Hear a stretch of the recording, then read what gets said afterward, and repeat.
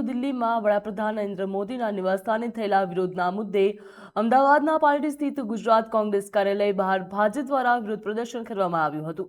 વિરોધના પગલે સમગ્ર વિસ્તારમાં ચુસ્ત પોલીસ બંદોબસ્ત ગોઠવવામાં આવ્યો હતો। જ્યાં માહિતી મુજબ સવારે ગુજરાત કોંગ્રેસ પ્રદેશ પ્રમુખના નેતૃત્વમાં વિરોધ પ્રદર્શન યોજાયું। ત્યારબાદ બપોરે ભાજપના કાર્યકરો 2 ડીજે સિસ્ટમ સાથે કોંગ્રેસ કાર્યાલય બહાર પહોંચીને વિરોધ નોંધાવી રહ્યા હતા।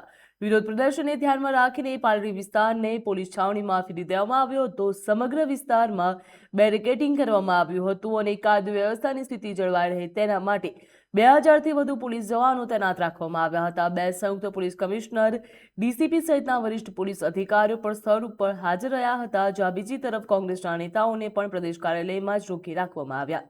પોલીસ દ્વારા કાર્યાલયના પ્રવેશદ્વાર બંધ કરી સુરક્ષાનો કડક બંદોબસ્ત ગોઠવવામાં આવ્યો હતો। જ્યાં ભાજપના વિરોધ પ્રદર્શન માટે પોલીસ દ્વારા જરૂરી પરવાનગી આપવામાં આવી હતી તેવું જાણવા મળ્યું।